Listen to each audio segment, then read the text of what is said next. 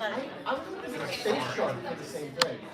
Space Shark was one of the people I like. Nobody thought of Space Shark. I love that. Yeah.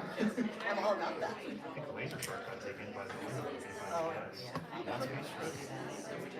I actually do, like, in my office at home, like, I actually do have, like, a galaxy printed shark, like, plushie that's sitting out for the bookshelf. So. That's great. Alright, hello everybody. Hello. Welcome to the, let me turn that up real quick. Welcome to the February mixer for ASIFA. We will be running we will have a Q&A after, so our presentation and everything. So if you have any questions, try to keep them in mind. And if you have any pictures, feel free to hashtag ASIFA-South online as well, and you can catch our stream if you're not able to make it on YouTube as well. For volunteering, please see Adam Johnson. However, Adam Johnson. And we may need one or two volunteers for the next mixer, and we'll announce some tasks and roles that you might be able to do for us, and we would appreciate any help. Thank you so much.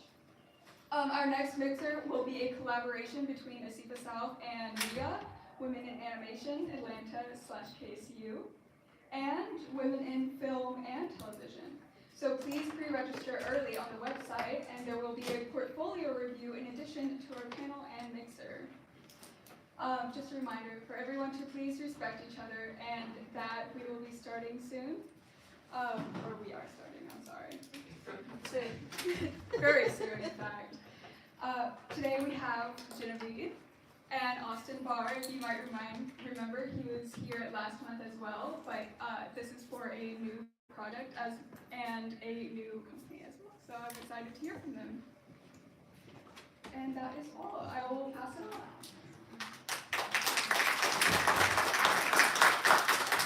As she said, I'm Genevieve LeDoux. I've been in animation for almost 2 decades. I think I'm best known for a show called Tumbleleaf on Amazon, which is a fun stop-motion show, preschool show.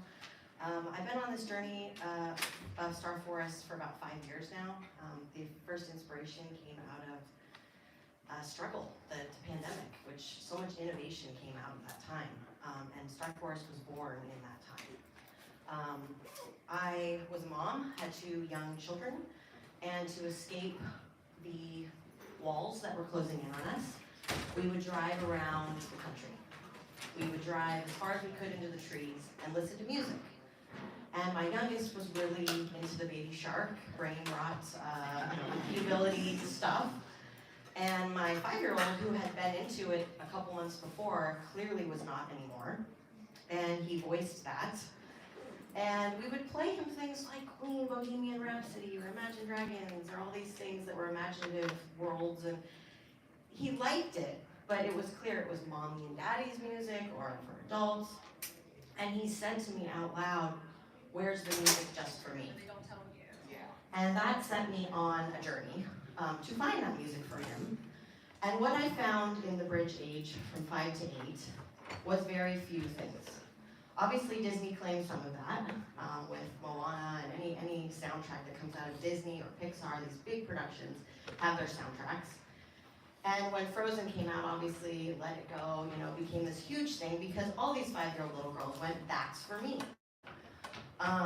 And you can say the same thing with modern stuff like Taylor Swift. Why are all these little girls obsessed with Taylor Swift when clearly she's not making music for 5-year-olds and 7-year-olds? It's because they're looking for something just for them. So I like video games, I like outer space. I'm still a 10-year-old boy inside. I have 3 boys, and I'll always be that. And so I went on, I made it my mission to find a way to tell these stories through music. And it started out with a little album that I recorded in my living room with my cousin, who's a composer. And I said, let's put it out on Spotify. I didn't have any backing, I didn't have any support. It was just me and my cousin.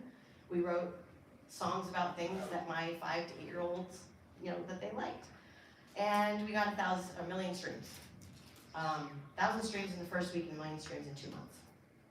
And when when that happened, I knew I was onto something, that people were seeking it out.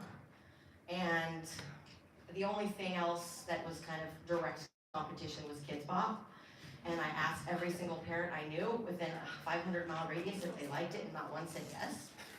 Then I started talking to kids and asking them if they liked it. They didn't like it either. And it's a $1 billion business. So I knew people were looking for it and consuming it and paying for it, but it wasn't meaningful, and it wasn't for kids. So that set me on my journey, and I've been on it ever since, and I hope the ride never stops. I always start anytime I talk to somebody, I like to start with a really personal story. And I start with my father, who was from a family of 9 children, and 7 of the 9 children got polio in the 50s. There was no cure, and if you can only imagine what it would be like to have 7 children at once in the hospital, all with the prognosis of never walking or breathing again, or having a normal life. They all survived. My dad had polio the worst out of all the kids, and was confined to an iron lung. I don't know if you've ever seen one, but basically a prison, and your body's stuck in, for 2 years of his life, from 10 to 12, and he was told he would never leave this iron lung. If you can imagine being 10 years old and being told that, his world was shattered, his family's world was shattered, and he was placed in an iron lung in a room with 100 other kids in iron lungs, who were all told the same thing. And at the end of the day, at 7 p.m., the nurses and doctors would leave, and they would turn out the lights, and those little kids were in that room by themselves, until somebody came in the morning and turned the light. For my dad's 10th birthday, shortly after he was put in this prison, his father brought him the book, The Gnome King of Oz. He had lost use of his left arm, which he never regained, but with his right hand, he would prop up this book, and he would read. And he realized he was going somewhere. He was out of his uncomfortable body, and out of this iron lung, and out of this children's ward, and he went to Oz. And he experienced such joy in that, he decided to start reading it out loud. And he realized that all of the other children were syncing their breathing. So an iron lung kind of sounds like, right? And it would all be kind of all over the place. And he realized when he was reading, it was synced. And he thought, maybe they're listening. Maybe they actually are with me in this adventure. And one night he thought, maybe they're not. And he stopped reading, and he heard a little voice say, please don't stop. So he continued to read these Oz books for 2 years to these kids, until he got out of the iron lung. And my dad never regained use of his left leg, or his right leg and his left arm, had 1/3 lung capacity, but he traveled the world and did amazing things. But my favorite part about this story is after he graduated from college, something they said he would never do, he went to Europe, and he went to the Trevally Fountain, and there was another person that kind of looked like him, had some similar physical ailments, and they struck up a conversation. And he said, did you have polio when you were a kid? And he said, I did. They found out they were the same age. They found out they were at the same hospital. And they were in the iron lung at the same time. And my dad said, well, what do you do for a living? He said, I write children's books. And he said, really? Wow, fascinating. What made you decide to do that? And he said, a little boy read me a story when I was in an iron lung that kept me going. And the reason I'm telling you that story is because sometimes you don't realize the power of the storytelling that you have. One person can hear a story that you have created, see an animation that you made, and their lives are forever changed. So that power and that vision that you have in you is really important. That's where I'm starting. So cheers to my dad, and we lost him a couple of years ago, but he is a big part of Star Forest. The story is everything, you guys, and your story, you need to be a big part of your story that you tell. And your experiences, your wisdom, you might not think you know everything, you know a lot. And that being said, I think we're gonna show where we're at so far in this journey.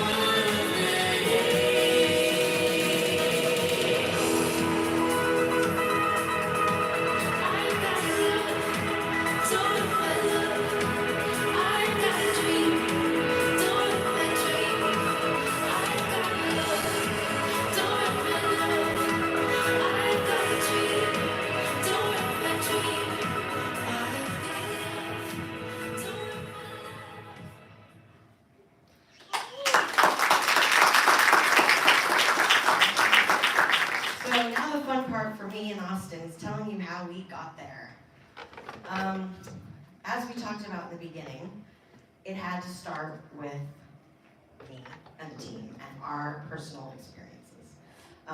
If you want to scan the QR code, that'll take you to our website. We can start there and connect officially.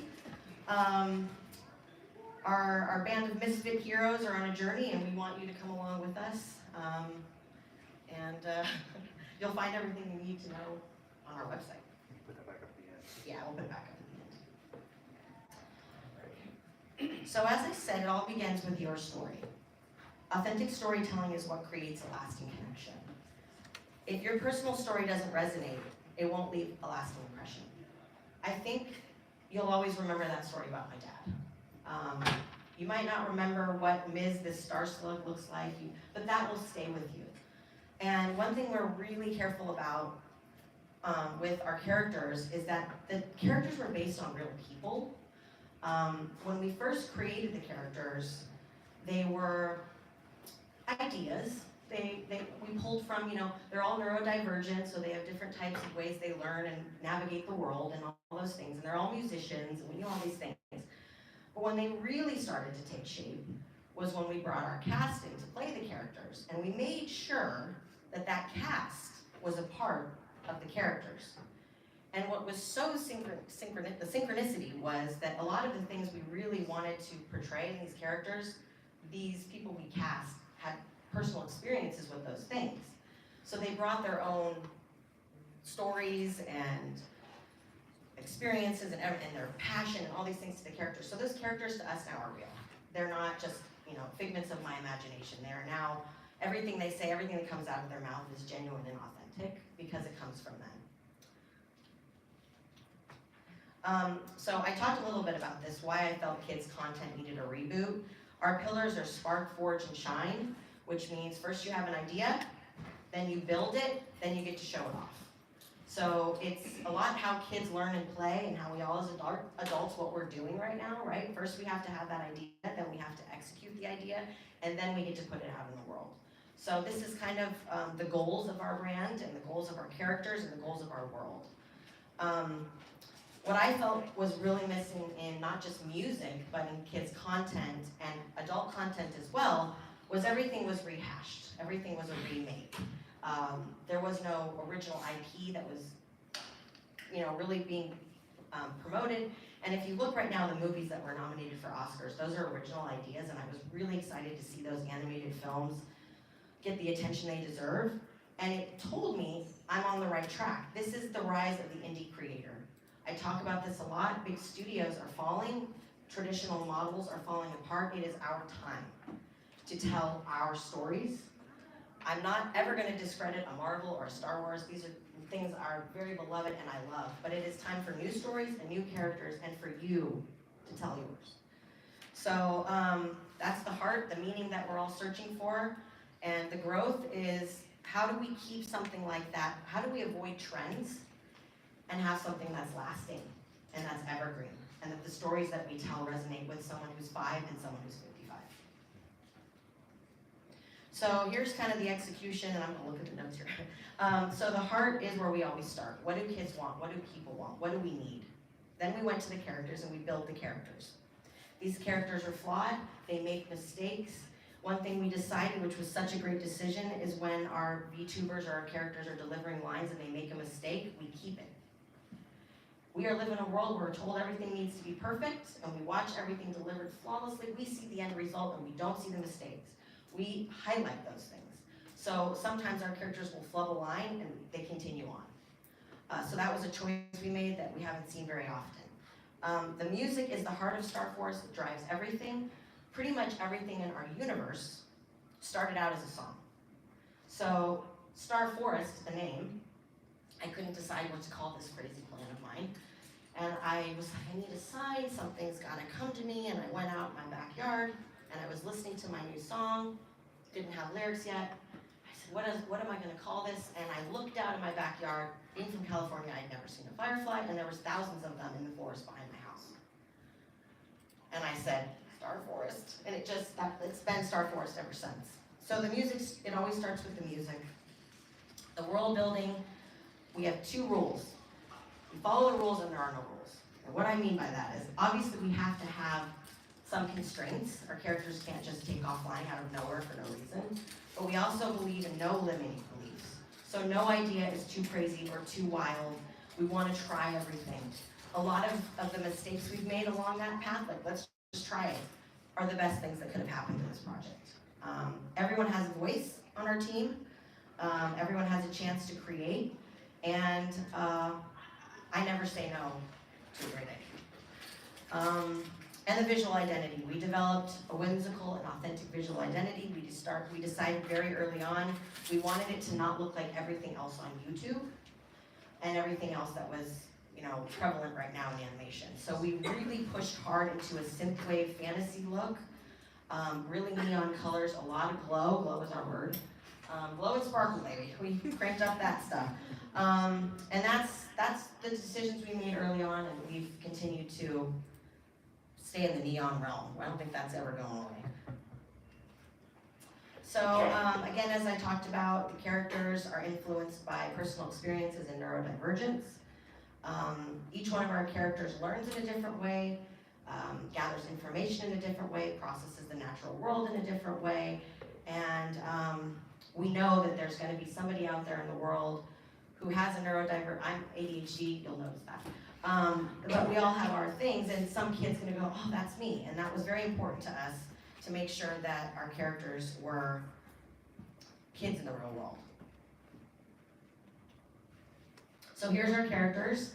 There's Fawn.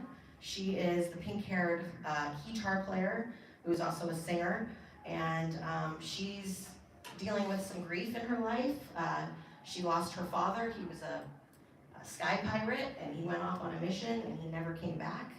And so she's trying to figure that out. Right now, she still believes he's gonna come back, but she's starting to learn he might not. And she is the natural leader of the band, and she hates when people call her the mom of the band, or, she feels everybody's equal, but she's kind of the natural leader. Sleuth is the inquisitive sloth, who is always looking for answers and sometimes goes a little too far down the rabbit hole.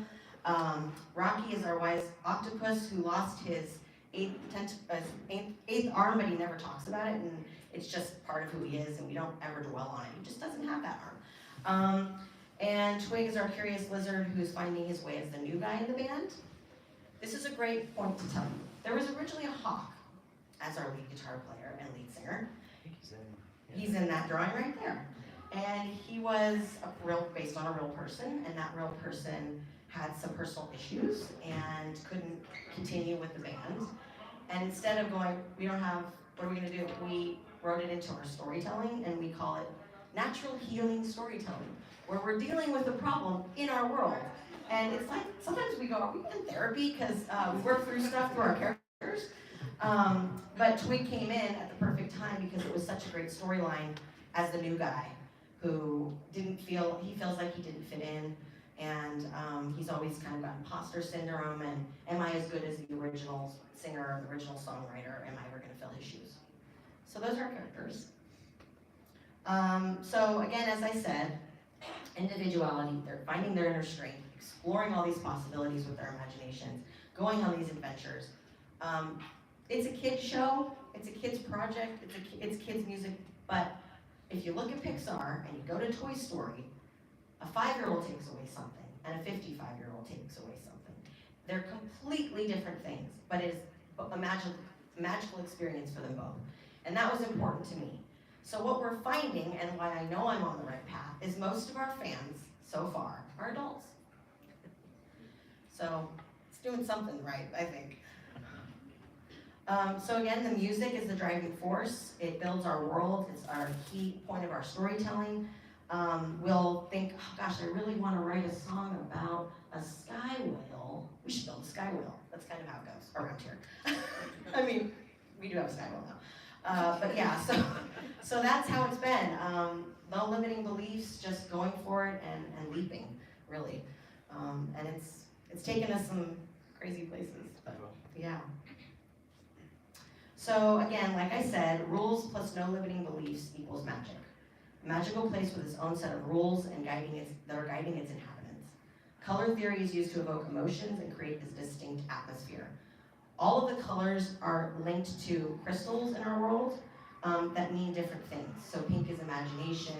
You know, there's all these, we could get into that. But so eventually all this stuff, when we get further and further into the lore, starts to take on real meaning, and you understand even more. Why is everything blue? Why is everything that's blue glow? There's a reason. And then the music influenced the environmental design, adding depth and rhythm. And the reason it did so much, I believe, is we went really heavy on synth and synth pop. We call it synthwave nature pop, a new genre. But you know, if you think about synthwave and those bright colors, that had a lot to do with the music. So here's our palettes and our style building and how we built our visual identity. We decided we always use the same fonts. That's really important. We always use the same colors.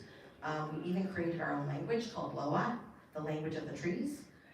So there's hidden things throughout our world on doorways, and portals, and carved into signposts that eventually, when the diehard fans come on board, they'll figure out what these things mean. And what else? We built all these fonts into everything like Canva or whatever we're using. So we never go off the grid. Yeah. So here's the evolution of our logos. Our original logo isn't even on here. We had a very kind of a graffiti style logo, and we leaned in a lot harder into sci-fi and fantasy. We also, this is a secret that a lot of people don't know, and I mean that, don't tell anyone. When you think about imaginary realms, Narnia, Neverland, Oz, the Wonderland of Alice, and all these places, they go there through their imagination. They dream it, and they go there, and it's an imaginary world. Star Forest is not that. Star Forest is your flow state. Star Forest is where you go when you are at your highest creative self. So these characters in this world are actually, when they're making music, should I even give that away? I don't know, that's pretty deep lore.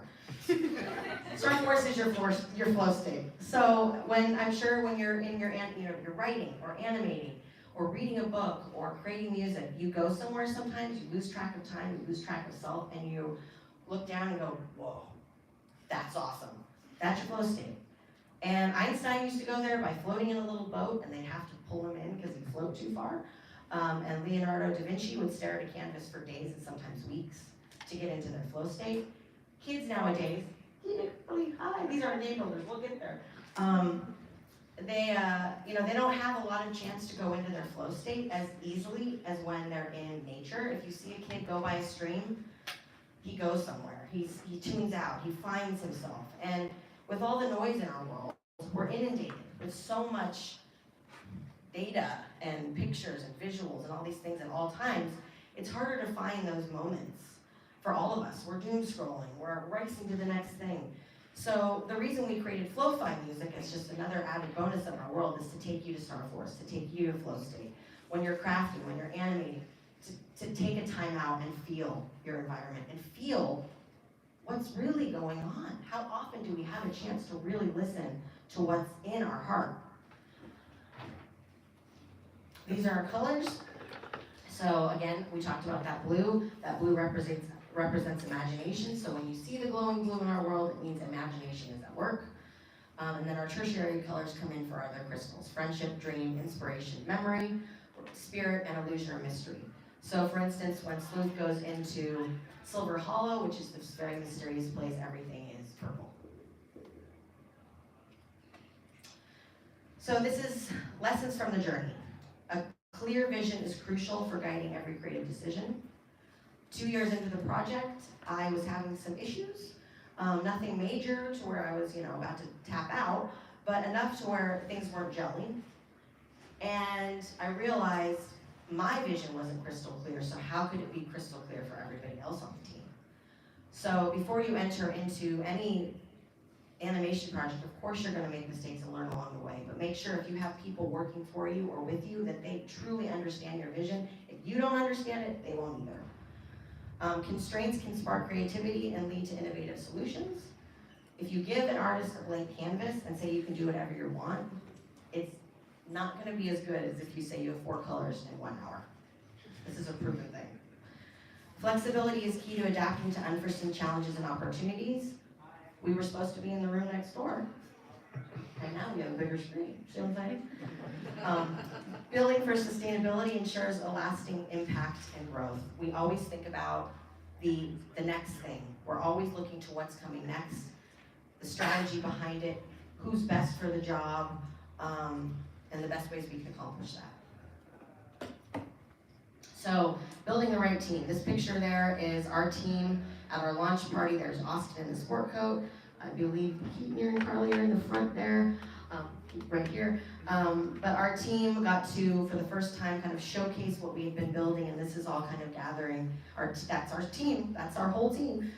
Pretty much gathering to watch what we had created, and it was a real big moment. When I found people that were passionate, I'm gonna get emotional. Stop. When I found people that believed in me, that was enough for me to keep going. I found really passionate, talented people who believed in me, and I believed in them, and I will continue to believe in them. And when they leave Star Forest and go and build their imaginary worlds, I will be cheering them on from the front row. Empowerment, like I said, creative decision-making and input is always allowed in Silver Common Studios at Star Forest. I want to hear your idea. I want to empower you. We are a team. And this forest, this magical world, a universe, we build a universe because we listen to each other. And trust, building trust through open communication and transparency. If you feel something, please share it with your team before it becomes resentment. And I think we've all learned that, having an open door, turning off your phone at 5 o'clock is great for self-care, but when you're building a world and a universe, my phone is on 24/7. I'm the lead, I'm at the helm, I'm driving the ship, and I'm always available. So, that's just me. So here's some of our early drawings, and the thing I included at the bottom is very important in today's world to talk about right now. We thought about using AI. We talked about it. We experimented with it. This is kind of showing, okay, that's AI on the left, we put our character in front of. We did some paint over to make it look a little Star Forest, and then we went back to our original art style. So we chose not to use it. That was a clear choice in the beginning to do everything traditionally. Again, what is AI? We use Unreal, which is a tool like anything else, and we built a lot of our systems and stuff that has AI built into it. But for the art itself, we chose to do everything traditionally. And that was a choice we're sticking by. This is a mood board. We did a lot of these in the early days to kind of, this was for Fawn in particular, her mood board, who is Fawn, and what is she all about, and we did one for her character and for the world and for even small secondary characters to really understand the depths, the onion layers that were there for them. So this was a prime example of kind of how it started, a Fawn talking and storyboarded, and then it turned into Fawn as a character animator puppet. And now Fawn is a VTuber. She can talk directly to the audience. And one thing we learned about Fawn and our characters and our audience is they want to talk. Gen Alpha wants to be involved. They want to talk. They want to leave a comment and have her talk back. We believe our characters are real and they exist in the real world. And the only way to do that was to create characters that could communicate directly with our audience. So we'll get into that. This is another mood board for Twig and his lab. He has a plant there. You can see in the middle, that's Robert Plant. Some of you might get that joke. And he's kind of his sidekick. He doesn't have a mouth, we made a lot of decisions with some of our characters to not have mouths so they can communicate without having to animate lips. Little tricks. But Robert has a lot to say. He just communicates through that speaker. And so this was a mood board for Twig's lab. And here's his lab now. So again, we did this stuff takes time and thought and purpose. So again, the importance of collaboration, the team was what created this world. Started here and it branched out, one tree, many branches, and all the creative decisions in this project that shaped this project was a team effort. No ego in here, right? No ego in Star Forest. So again, building a sustainable future, we had to decide what impact do we want to make on our world, who is the community that we want to speak to, people that like nature, people that like music, neurodivergence, fantasy lovers, sci-fi lovers. We knew who our community was pretty early on. And then growth, deciding that this is not a trend. This is an evergreen project that in 10 years will have the same feelings and meaning as it does now. Now we can talk a little bit about our game. We're expanding our world. In today's world, everything is, you're doing all things at once. You've got 500 tabs open, if you're like me, and navigating all these different social networks and mediums to watch content, how many streaming networks and all these things. And we realized we had to have a lot of entry points into Star Forest. It couldn't just be one thing. So some of us would find it through a game, some of us would find it on Spotify, some of us will find it on Instagram, some of us will find it on YouTube. So finding those entry points was extremely important to us. And Keaton and Carly in the front row here pitched a game to me, and it wasn't just like, here's an idea. It was a fully fleshed out pitch, which I really, really appreciated and didn't expect. And it was very well done. And I'm gonna be honest, people told me not to trust to young people that had never built a full-fledged game. And they said, there's a lot of ways you can do it. You can go overseas. You can, use these tools.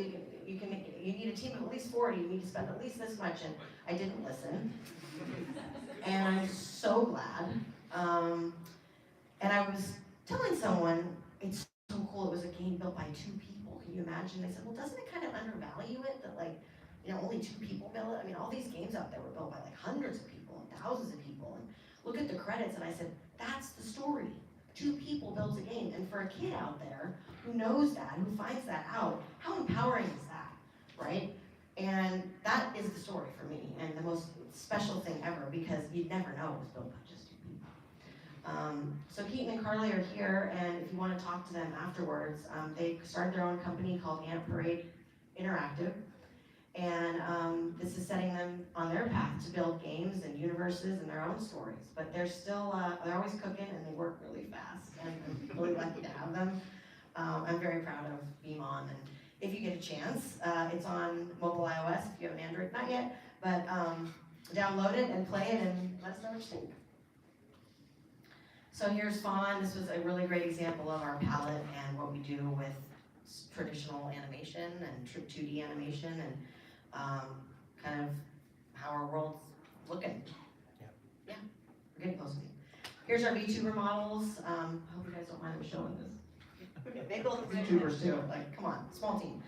And they're just so expressive. We found these amazing ways to have them not just be, that's what Character Animator was doing. It was very flat, and these are 3D rig models that have articulated fingers and can talk and express themselves and can change their outfits, which was really funny because so many of these kids are asking us, do they have any other clothes? And we're like, when you build it in 3D, you're like, nope. For the next 5 years, you're wearing the same thing. But so it was really nice to be able to get them some outfits and change that up. So that's been really, really exciting. And that's our next really big push, is to have this cast get behind these characters and start just going. So did a weird thing. I don't know why I did that, but let's keep going. So this is the legacy of Star Forest. We're committed to building a lasting legacy that empowers our fans, our team, and to keep to grow and build this world. And there's a part of Star Forest called Terra Incognita, which is outside of the island, the floating island that is Star Forest, and that is the great unknown. And that is like our Minecraft, where we can just keep building and growing Star Forest.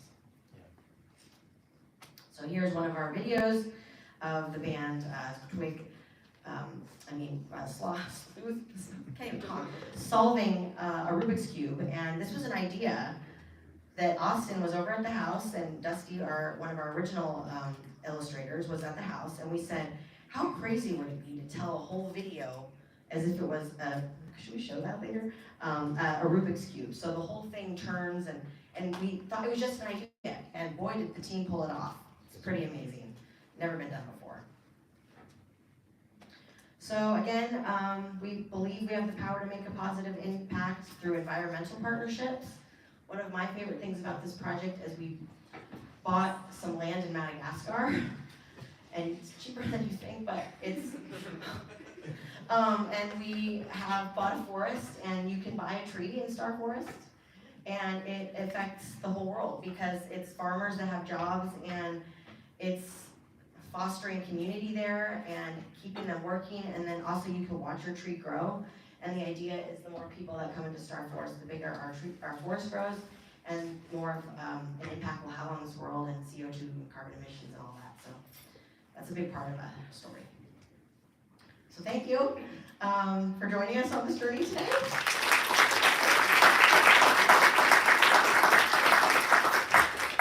And now I'm going to hand it off to Austin, and he's going to talk about the technical side of things. And it's not just the technical, because it's the if you build it, they will come. How do we build it? All right. Jen, that was great. Thank you so much. Thank you. All right. I guess I'll start with just some of the amazing art that Jen showed. I mean, all throughout that presentation was so much art that our team put together. It's super good.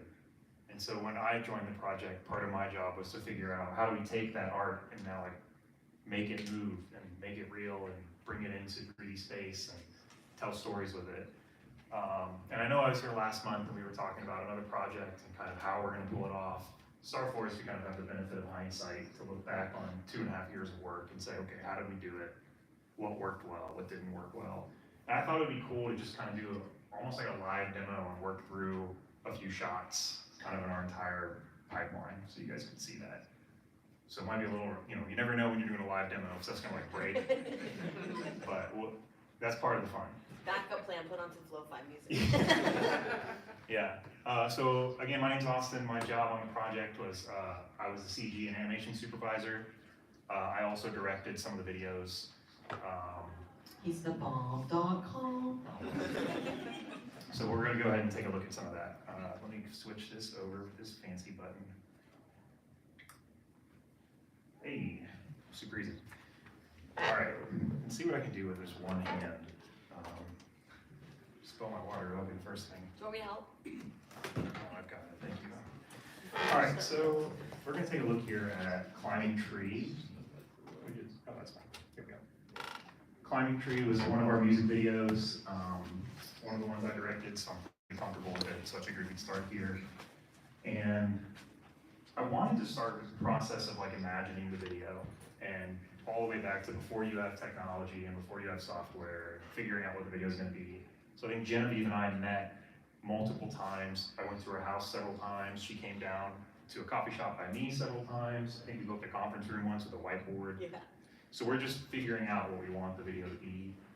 I really like the song. Jen writes all the music with our composer, Andrew, and they do an amazing job. And when she showed me this song for the first time, I just said, hey, I want to direct that one. And I said, Yeah. So I really liked the song. And the first thing we started doing was talking about what we wanted the video to be. And it's really a song about Fawn in her creative space, trying to think through how to be creative. Jen talked a lot about the imagery of kind of finding your special place where you could write, or you could kind of let loose and be creative. So I wanted to kind of have this almost like visual poem of Fawn kind of looking for her creative space, that kind of like angst and longing to be creative, and like the journey you go on to get to that point, and kind of the payoff at the end. So that's kind of where the video started for me. You sent a love letter to finding herself, I think. Oh, is that what I said? Oh, good job, me. That's pretty good. And part of my process, we're such a small team. I think at the end of the day, at our largest, we were around 10 people. I'd have to count, but we're moving really quickly. And something I really like about small teams is I can just talk to people directly, so we can cut out certain stages of communication. So for me, part of that was I don't board a lot because I can just jump straight into previs and find my shots. And then rather than have to like board out character motion, I can just call up the animators and have a really good conversation and invite them into the process to say, this is what I think, what do you think? Let's make the shot together. Every now and then we'd put in some boards or do some drawovers when we got really specific. Or I'd like film myself. There's a bunch of clips of me in my office like floating around, me just like acting as best as I can. That video of you singing is Twig. Oh yeah, it's the best. Yeah, I'll have that you can end my forever. career, Jen, pretty quick. Cue it up. But for climbing tree, I jumped straight into the previs. So I'll actually pull this up and just show you guys one of my early previses here. I think this is it. Okay, yeah. That's it. Oh, that's a beautiful image. So like in my previs, I'm jumping into Unreal Engine and I'm just starting to like lay out shots. Each one of these shots goes through. This is so good. Yeah. It's really rough, as you can see, right? But it's rough for a reason, in that every single shot that ends up, you know, going into the previs, I probably shoot, I don't even know how many versions of each shot. I mean, I'm playing. Do you remember when you would show me what my reaction always was? I love it, because I trusted you, right? Like, I knew you knew what you were doing because I would see this and then you show me the next stage and it was like, what? Yeah, there was times where I was very reluctant to show it, because I'm like, oh no, I'm just gonna lose faith in me, but, you know, you start somewhere, you start blocking out the shots, and this is obviously the final previs, so this is actually fairly polished in terms of like, the cameras are there, the timing is there, but the whole pipe has to be built around the flexibility of being able to say, how do we, if we want to like add 6 frames to a shot, how do we add 6 frames to one shot, take those 6 frames out of the next shot without like wrenching the entire pipeline? Because we're a small team, we got to go quickly, and we'll get into some of that in a minute. But as I was doing, you know, the whole process was built around enabling me or whoever's running the previs to be able to be fully creative, full capability to make decisions. You want to cut a shot, you want to add a shot, no problem. Midway through production, you want to add a shot, no problem. You want to change the duration of a shot, we can do that.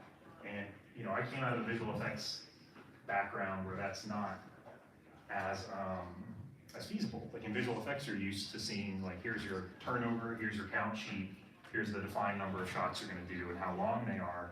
You don't have to worry about building a pipeline to support changing shots or creating new shots. So you need to be able to think at kind of the speed of thought in terms of putting this stuff together. And you can see in terms of climbing trees previs here, just how rough it is. And we'll go through and take a look at some of this. One big advantage to this sequence is we obviously have a lot of our assets done. You know, like when you're first starting out a project, your previs is like a lot of gray cubes. You know, you don't have a lot of the assets. So before I go any further into the previs, we'll go ahead and take a look at some asset files and just jump into them. One of my kind of philosophies when I'm supervising is I want every artist to work in the software they're most comfortable with. So I think our modelers split their time between ZBrush, Blender, Maya. We had some 3ds Max models as well that we had. Just letting people work wherever they want and supporting the pipeline to be able to pull everything through into a consistent package.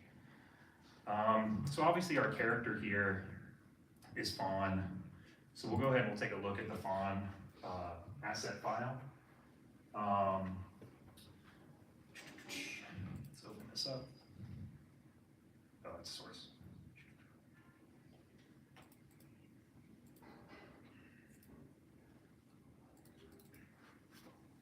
While that's loading up, one thing I will point out is when you're working on a small team remotely, one of like the first major things we had to solve was just like data. How are we gonna file share? You know, and something I loved about this job was I got to wear the hat, like I'm directing this video and I'm trying to like Jen said, make that love letter to Fawn. But I'm also like, hey, we gotta figure out how to manage like tons of data. And I like being able to do both of those things. It's a lot of fun. So in this case, I took a page out of like game design and software development, and we used a source control system. Perforce to be kind of like the industry standard solution to this. It's quite expensive, so we opted for a lower budget alternative here called Plastic. I really like it. It takes a bit of a learning curve, and I think people take some getting used to working in a system like this, but it allows us to share data remotely, really quickly, really efficiently, and it version controls everything as well. So I mean, even if you look at our folder structure here, you can see like we have fawn rig. We don't have fawn rig v2, v3, v4, v5, we just have fawn rig. And then actually, over here is the version history of this rig. So we can go through every single time the rig was modified. So if someone were to break something, which happens, we can just say, pull it to the way it was yesterday, no It was problem. always me. The last person to check in this rig was Carly, who's sitting here. There we go. Carly, you checked in this rig on March 18th, 2024. Crazy. So let's go take a look at it. So we did all our animation, all our rigging and animation in Maya. And I don't know how I'm going to do this with one hand. Now, I'm not an animator by trade. I mean, I took animation classes. So for me, the process is saying, hey, number one is performance. I don't want to just run with auto rig stuff. I don't want to just take some preset character. The deformers in the face are the most important thing. And if we can carry that deformation data through the pipeline as honestly as possible, that's what's going to allow our character to really emote. And I don't have a huge expertise in rigging. Do you want Carly to talk about it for 1 second? We can. Who rigged this character? I did not rig this character. I did Yeah, not but rig you are a or rigger. model this Yeah, character. you do rig stuff, so. I think, I think Keaton and Carly as followers and animators can definitely speak to, well, just like our approach to how we organize the rigs and how I think we got better over time. When you first start on a project, you're like, well, we'll start here. And after each video, we would do kind of a check-in and say, what could we do better? What could we make in the next video easier and better and more artist-friendly? And then there's some stuff where you're like, we would love to do this, but we can't right now, so we're going to work on some alternative system until then. And that's a huge part of what I think my job was kind of triaging priority escalation of feedback. Say, hey, we would love to fix this problem with Rocky's eyes. But what we have to focus on right now is production on Climbing Tree, and Rocky's not even in Climbing Tree, so we'll keep quick fixing the eyes. Just as an example.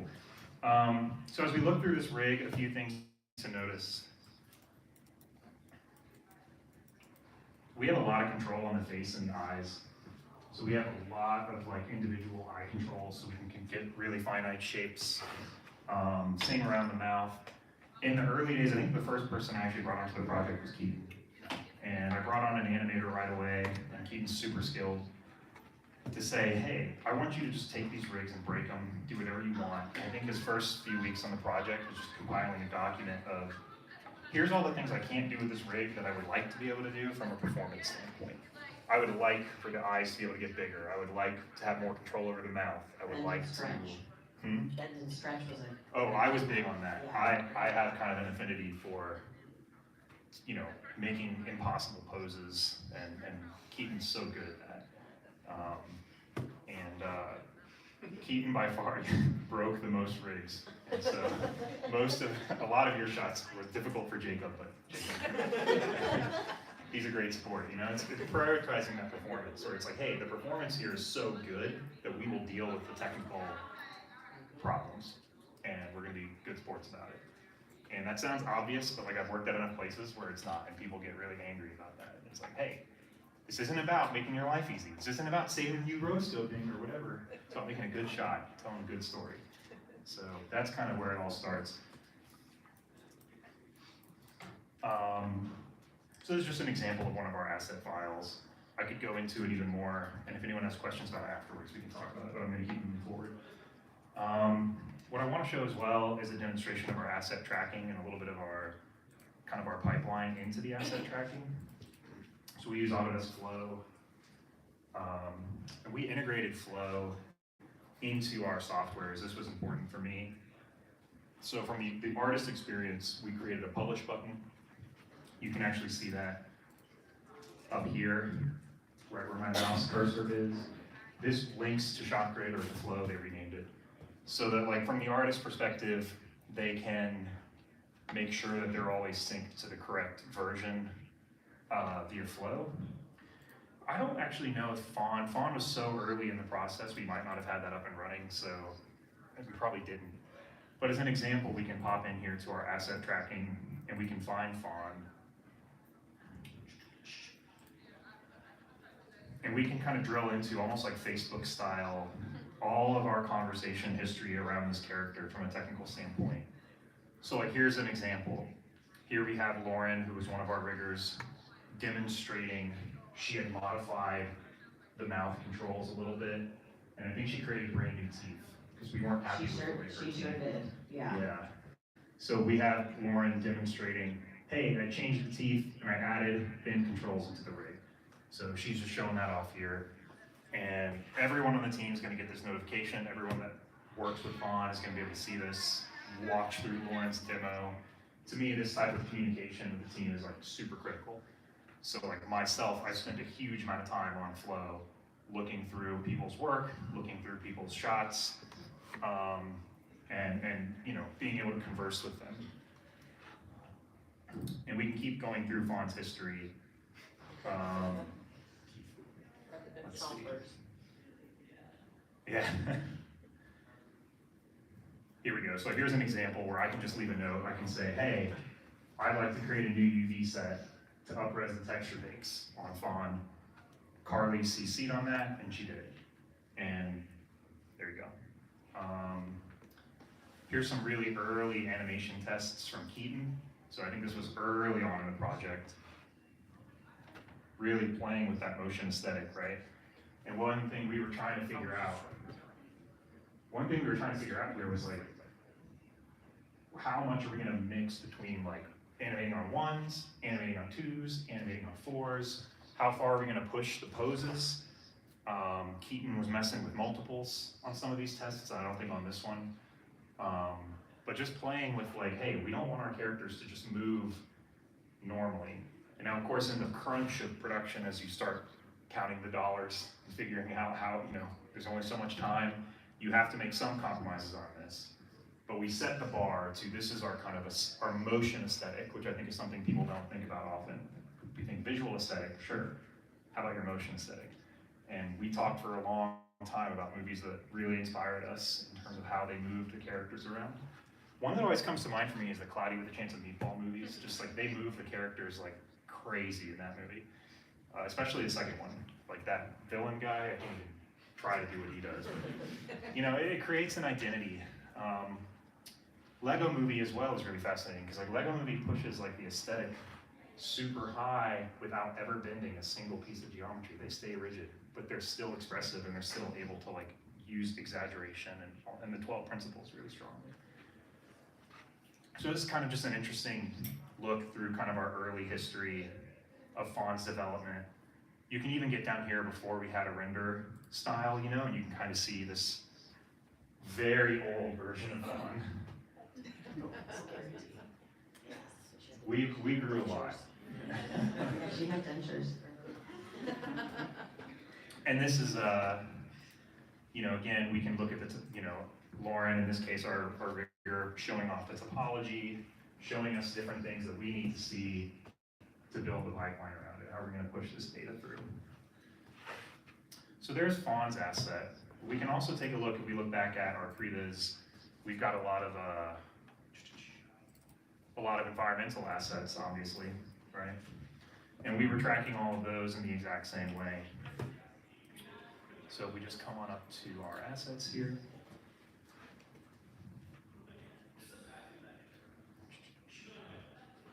Where are the, oh, in the characters project.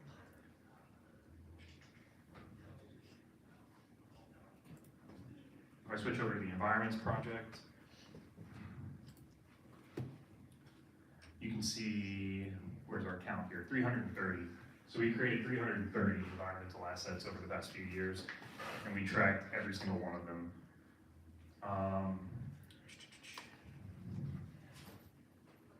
So let's find something that's in that shot. I love the duck. Disco duck. Let's see. Sub-assets, there we go.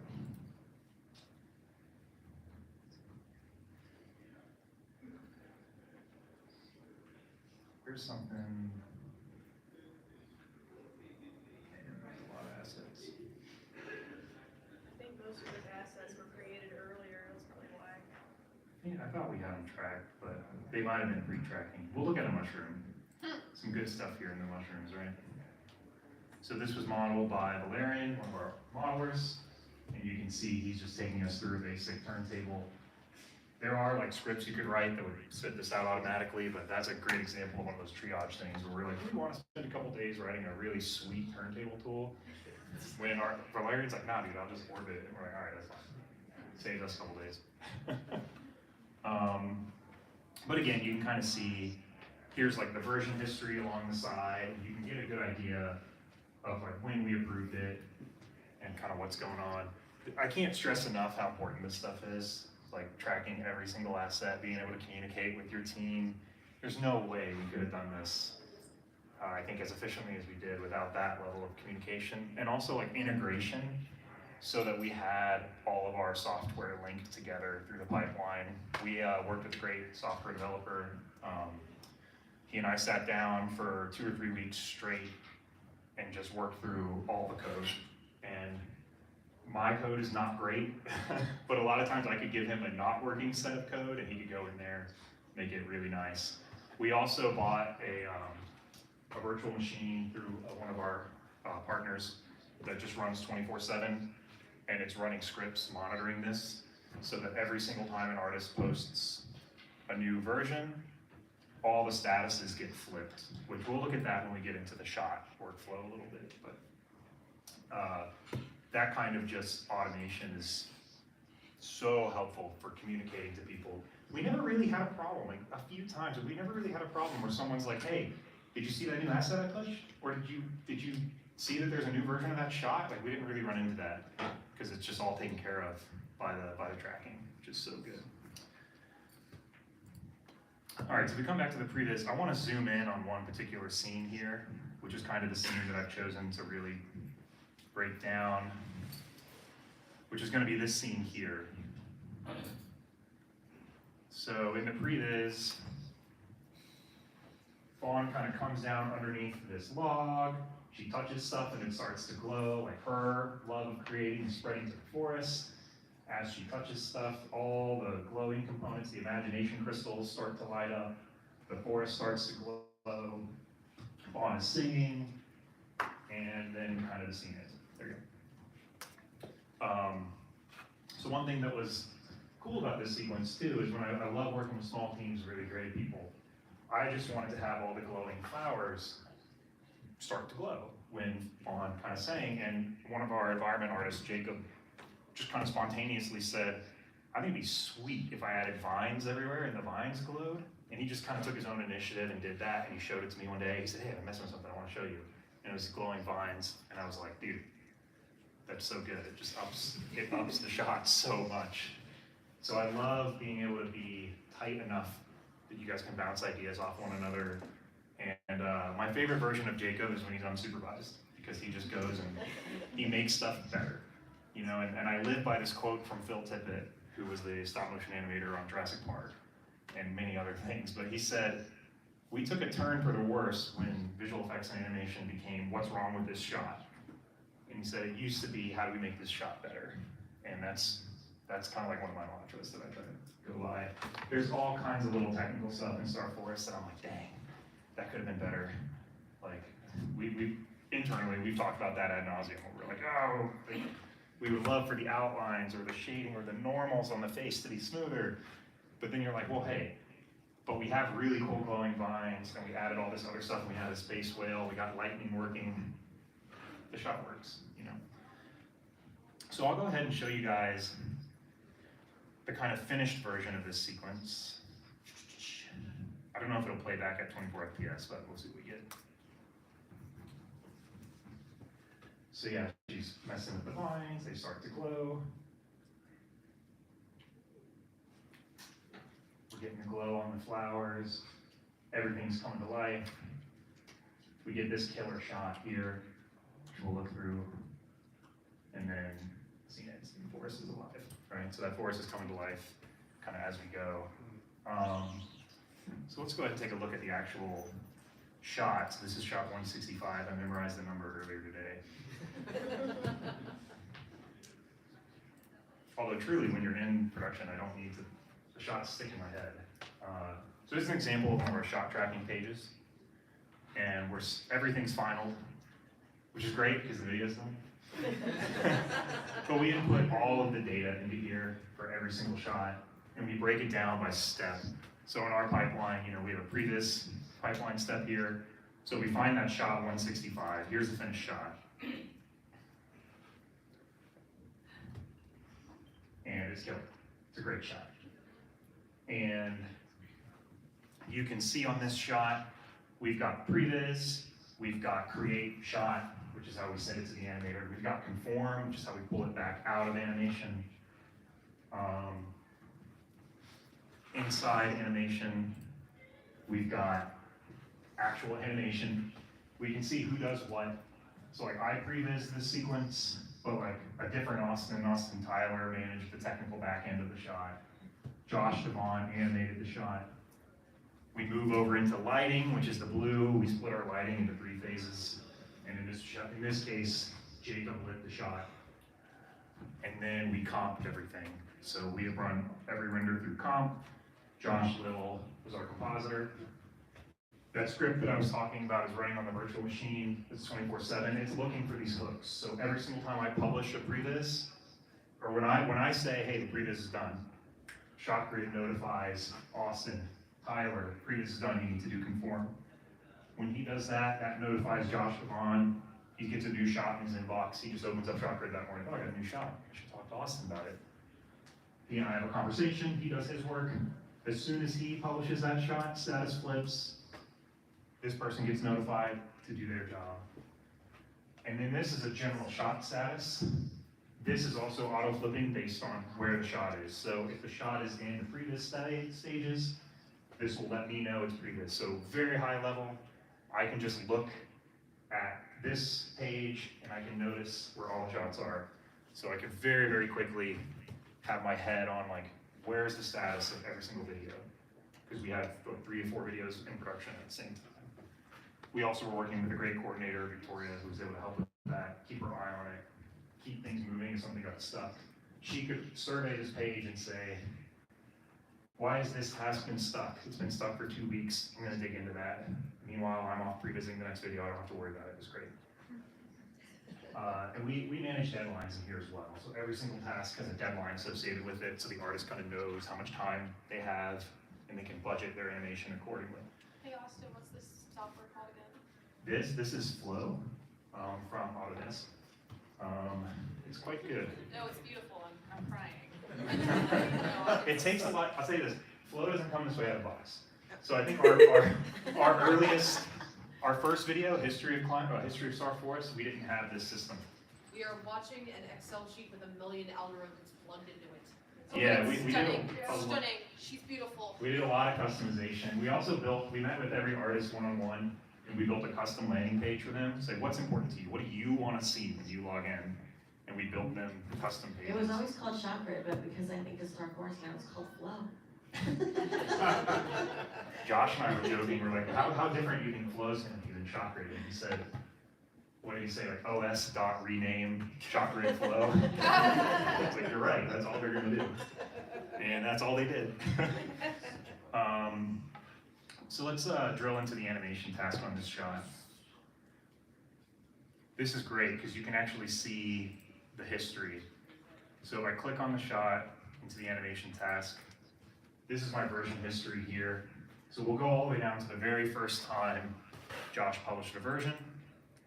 And we set up our status chain so you can kind of see like, hey, this has been kicked back.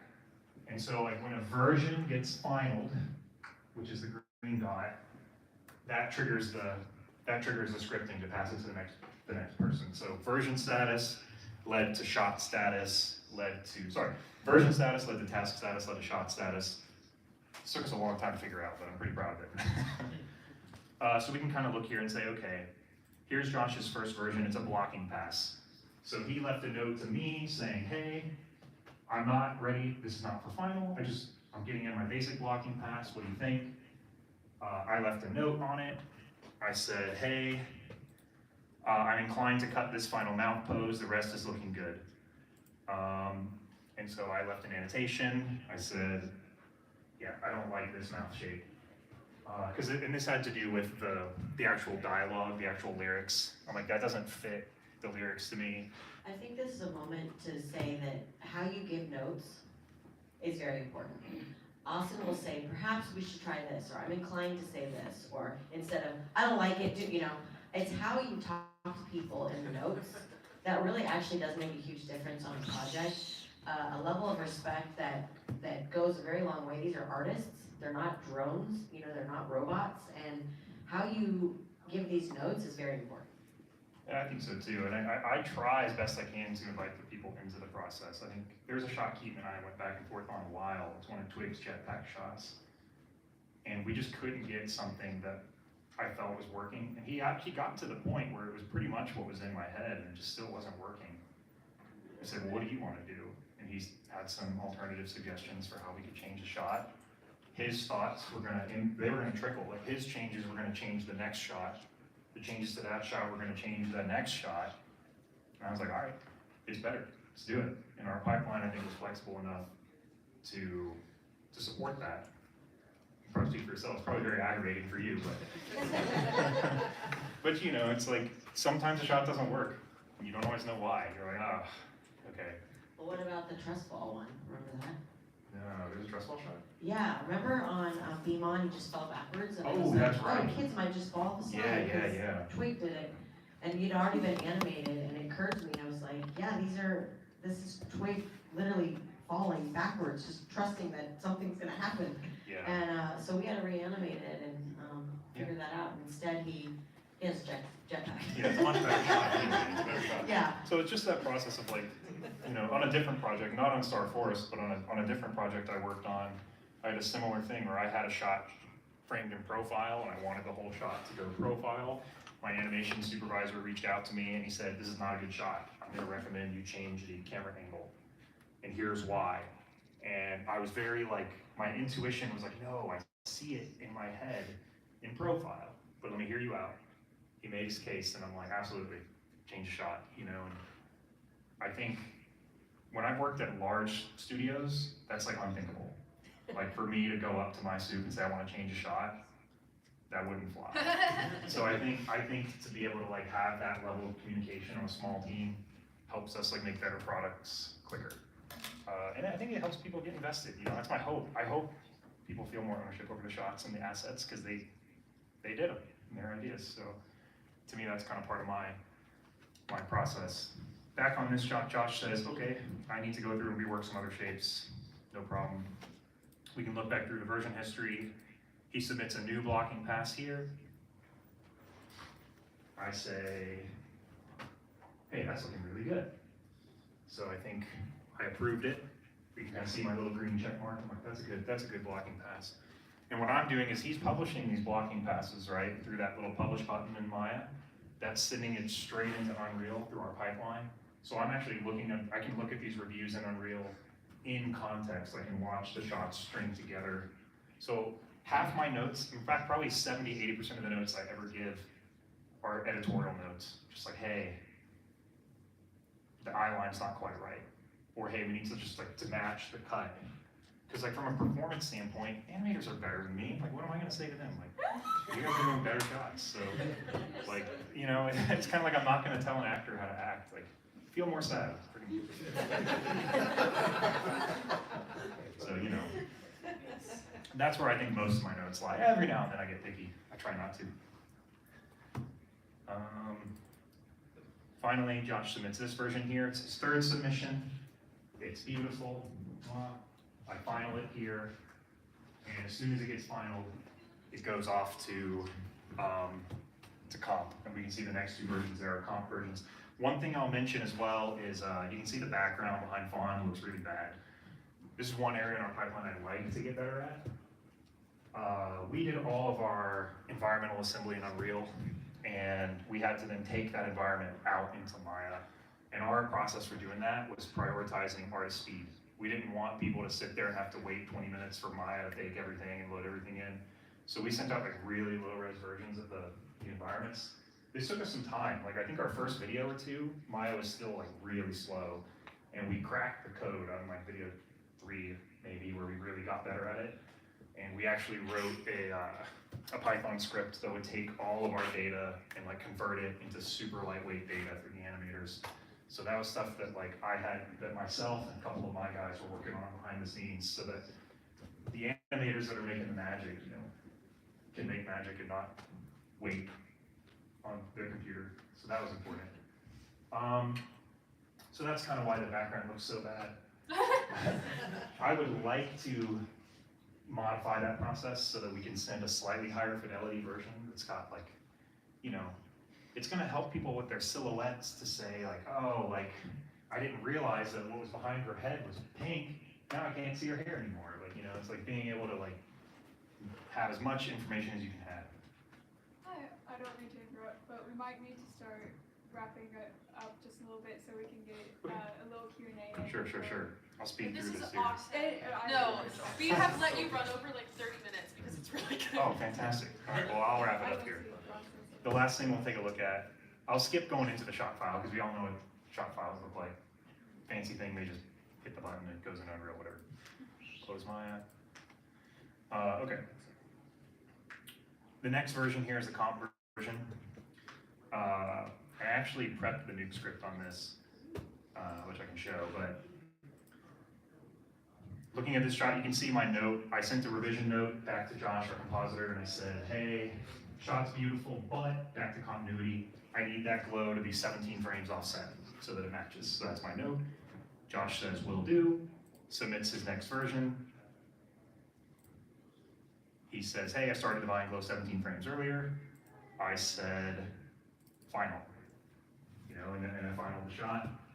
As soon as I final the shot, that's Josh's trigger. He's got stuff set up on his end to deliver the shot to me. We generated probably over 10 terabytes of render data for comp, and being able to do that remotely was a huge challenge. So like something I'm super pumped with is our comp pipeline. We worked for weeks on how do we get data this heavy across like consumer internet in like an efficient way.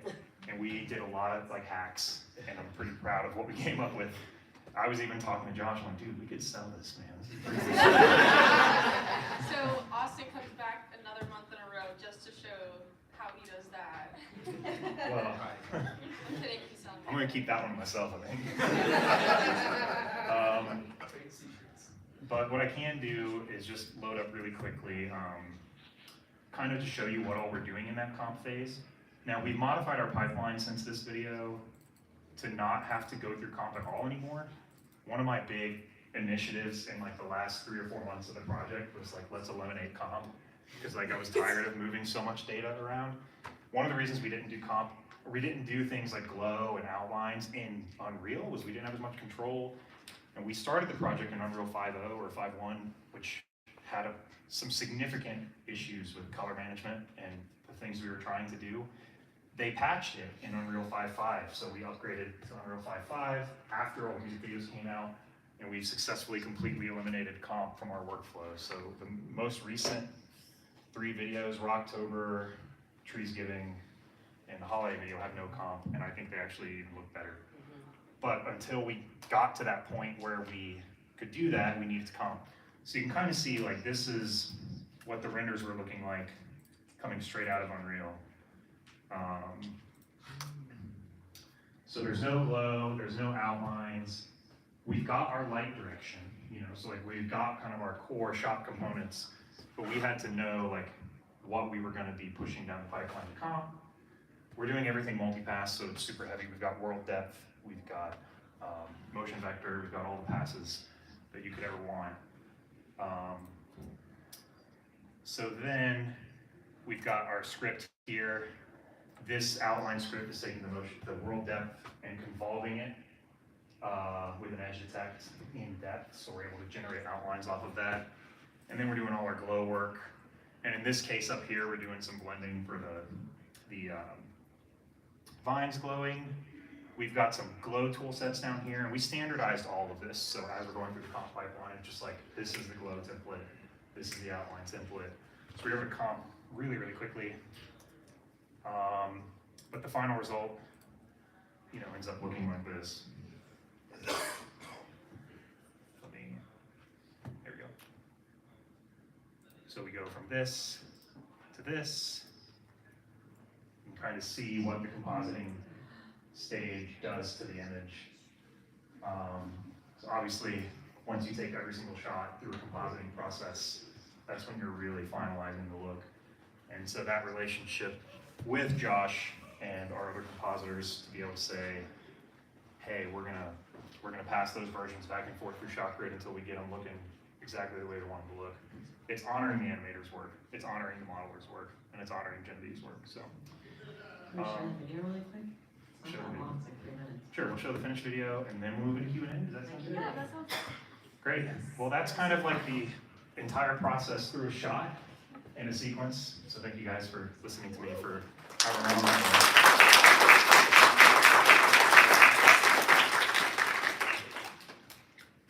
Now I'll pull up the video over here. While he's bringing that out, please get snacks.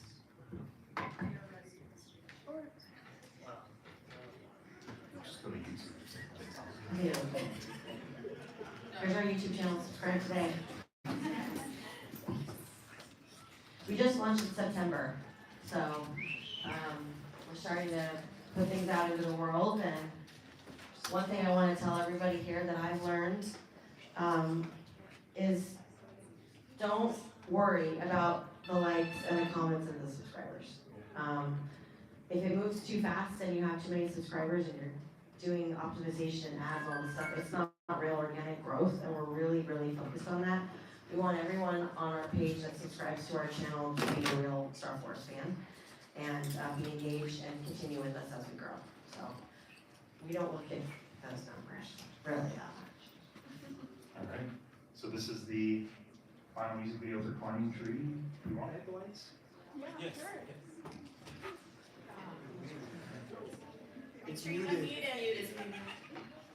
It's the bad I do version. that. That's the, you gotta put it for yourself.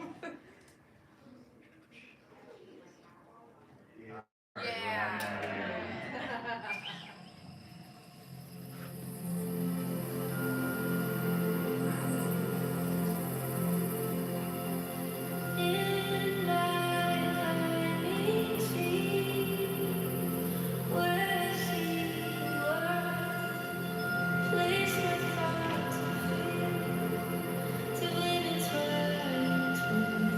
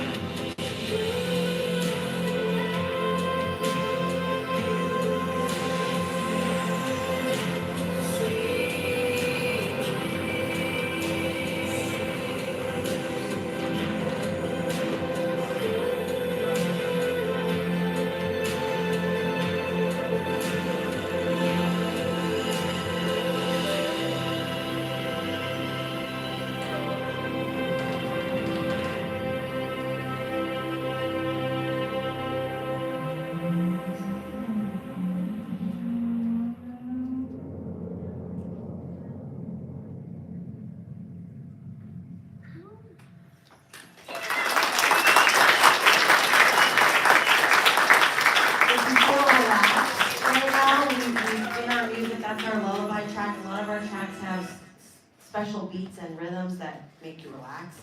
So if you feel kind of tired, that's why you're relaxed. So thank you, everybody. We're so grateful to be How much here. time do we have? Yeah. We just have to be out of this room by 9. Okay, so we got 25 minutes. Okay. All right. Let's go. We do have a little mixer portion, but we might just move it to the hall if that's all right with everyone. There's a lobby. There's a lobby. There's a good lobby out there. I Also- think we have one right here. Oh, okay. Question. Oh, yeah, oh, I just want to say too, oh, there you are, hi, for us probably.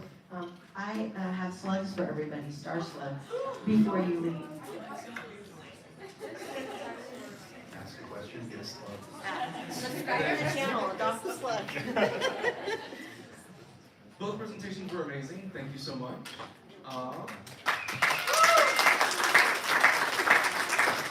So a few things struck me out of the first presentation. You guys are doing things for kids. You guys are essentially two separate legal entities. Is that correct? Austin and I? You guys and then the video game. Correct? Yes.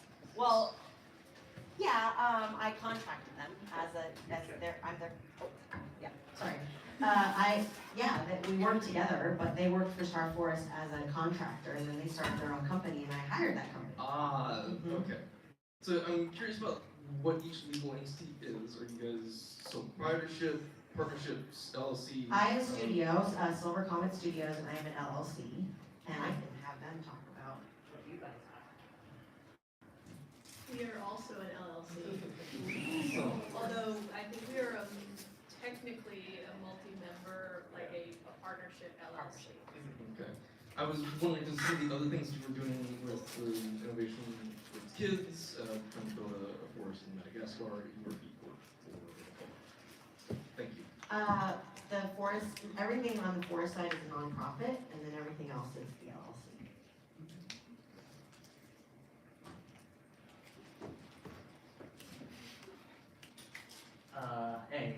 So I saw when you opened that compositing software, it was called Nuke or something like that. Is that a 3D compositing software or? Nuke rocks. I saw it. It looked really good. It is fully 3D. You could theoretically model a nuke. I wouldn't recommend it. Nuke's 3D capabilities are mostly geared towards live action production. So you could match move a shot and like do reprojections and things like that. We actually did push a few shots into full 3D. If you remember from the sizzle we played at the beginning, there's a shot where all these like vines grow out from a tree, like these glowing vines. For that shot, we didn't have a solution to do that in Engine. We didn't build any cool particle systems. We just straight up hand animated those vines, and then we placed them in 3D space via Nuke. So we actually sent the 3D scene out of Unreal into Nuke. So Nuke had full 3D space with the correct cameras, so our compositor Josh could go in and then place those hand animated assets in 3D space so they would track with the camera correctly and they would occlude correctly and things like that. So, Thank you. yeah. Nuke is used on many, many big Hollywood films. Yeah, It's Nuke's the real deal. industry standard for a lot of the effects. I immediately want to say this, the video was definitely miles and miles, 1,000 miles further than Cooking On. It's funny that you say that. I always joke that kids go from Coco Melon to Cardi B, and that's why Star Forest exists. So No, yeah. I understand. Yeah. So for the Autodesk Flow, you said that how does Autodesk Flow really work? I never really heard of it. Okay. Is this gonna be a long explanation? No, sure. It's Autodesk has a project management software. For years it was called Shotgun, which was the coolest name. And then they changed it to ShotGrid, which was really lame. And no one called it ShotGrid. Everybody called it Shotgun. And they still have a Shotgun app. It was confusing. And then they just renamed it to Flow this year. And it's essentially project management, project tracking on steroids. I mean, you can do so much to it. It's got really strong APIs if you can program. It's API is supported by every major application. So you can plug it into Nuke and Maya and Houdini and Blender and anything you want. So it just allows you to, like you kind of saw, just make, it's like checklists and task management and schedule and budgeting, but like with a lot of flexibility and a lot of power. Yeah. And I also wanted to ask, like, is it beginner friendly? Or like, You can say no. As a beginner, no. I would say, you know, if it's a small project, start with something like Google Sheets and just track everything there. If you need to scale up and manage hundreds of assets and thousands of shots, like we did, you know, you find a good developer, someone that can code really well, and they can go in there and take full advantage of it. Also, there's this beautiful thing called Notion where you can still do a lot of automation for free. Little life hack, so you don't have to pay the pro. Make one email for your team, and then everyone logs into that email. That way, you can all use it for free. You're welcome. Okay, I saw a hand up over here earlier, then I'll come to you, and then you. Okay.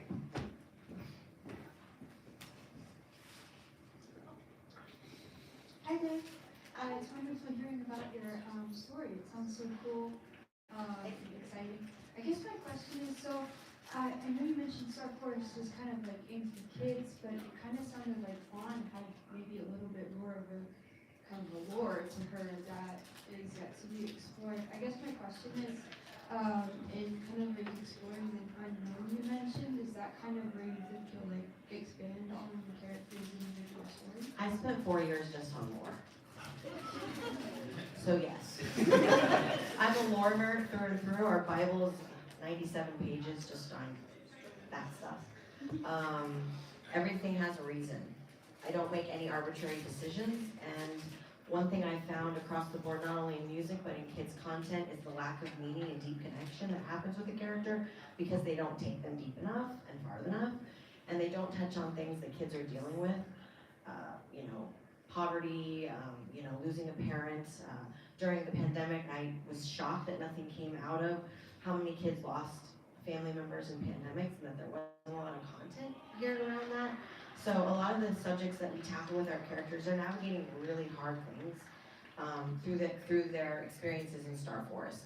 So they're dealing with grief, adversity, being neurodivergent, being excluded from things, not knowing what they're going to do with their life. I mean, just existential crisis. I mean, they're dealing with all of it, and we take that very seriously. Thank you for asking. Yeah.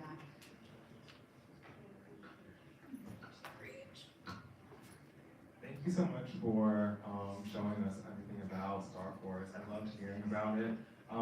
My question was, do you have any advice for somebody who's just like starting out, wanting to get into this sort of cross-media type of project and experience?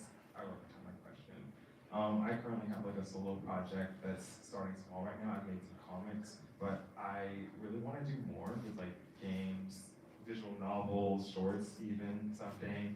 How did you kind of take your Star Force project from something that just lived in your head, or maybe a few sketches, to this larger project? I start every day with gratitude. I don't think about what I don't have yet, and every day I do something. I don't take a day off, and what I mean by that is, there was days I went down to the creek by my house and listened to the water. I mean, it's all part of the world building, it's all part, I never stopped creating. And once a team got involved, right, everybody on the team, I think I can speak for every single person on the team, added value to it and kept it going even further. And I think my advice to you is keep going. It's just those 2 words someone said to me. For me, it started out as a song, and now I have a universe. And don't compare yourself to other people. It's the thief of joy. Just play like you're a kid in a sandbox and let yourself make mistakes. Thank you, that really helps. Hi, I just want to say I enjoyed your story. it was your father, correct? It reminded me of my grandpa who had polio on his right arm. I saw you were touched by I it, was yeah. very touched by it, and he was definitely one of the people that inspired me to draw a lot, including my sister. So I want to thank you for sharing your story, because so many other people don't realize that, you know, things can be connected by something as simple as, you know, someone, you know, having polio, you know? But going back to the question I thought of, and it's just a personal curiosity, how long does it take from start to finish on each shot? Like, what's your timeline like for your whole team? Do you have like a strict deadline, or do you push it depending on like how complex the shot is? That's a really good question. We have to work within our resources first and foremost. So a lot of the answer to that question is built on the trust between Genevieve and I, where she has to do the hard work figuring out what resources do we have, where are we getting those resources, what's the return on those resources. It's not the stuff people like talking about, but it's a huge part of the job, and she does a great job with it. So for us, it's, you know, saying, okay, we know based on those conversations that we only have X amount of time to get this video done, so we have to work within that. So you start at that point. This is what we can do, and we have to like bulk it. We had to bulk, you know, all of our videos, and there's kind of an amortized curve where the first video we did, it shot took a very long time. I think the first video It's like a pilot. took like 8 months to just get it out. But by the time we got to like our 6th or 7th video, we were getting them done in like a month. And by the time we did the last shorts, it was 2 weeks. Wow. Yeah, we got to the point where we did do a couple shorts and just. They were the same amount of time, yeah. Let's Alright, go to your let's do tool And one I just last wanted to one. say thank you for sharing your story. I really appreciate it. Alright, this is gonna be our last one, then we'll mingle out in the lobby. I'm just really curious, I saw a lot of files from DragonCon. Did you guys have a pitch there, or? We launched at DragonCon. Okay, awesome. Yeah. And it was a big, scary thing for me, and, you know, putting us out there, and I wasn't quite sure, because the booths around us had big fan bases and a lot of content behind them, and were existing IP, and I was coming out there and literally not knowing anybody, and nobody had heard of me. We didn't really have anything out in the world at all, and I realized how much I just wanted to connect with people, and once I started giving them a slug to a little kid and talking to their parents and talking to people like me, how important it is to get out in the world, because I've had my head down for 5 years, and DragonCon was the perfect place to connect with people that live in their heads like me, and it was amazing. So, yeah. Don't forget she has slugs. That's right. Let me take you slugs before you leave. And if you guys would, we need to like sweep the room, so me and there's in the hall there. Thank you guys so much for coming to this announcement. Someone introduce our keys. It's for a Kia car. Kia keys. You like to release your keys? Everyone say goodbye to the live stream. Austin, say goodbye.